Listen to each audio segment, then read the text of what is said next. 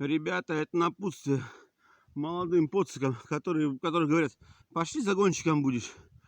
Блять, не соглашайтесь никогда. Вы посмотрите, это вам кажется, что вот это все так красиво. Это буераки, пиздец, блядь. Проще купить ружье, блядь, нормальную винтовку и сказать, я на номере буду сидеть. Уехать, сесть, лечь, там, сигаретку покуривать там или что там, просто сидеть смотреть. Но не загонщиком. Это пиздец просто. Я, по-моему, пока дойду, я сдохну, блядь. Если не скажут еще один лес, я, по-моему, заберу винтовку и поубиваю всех нахуй.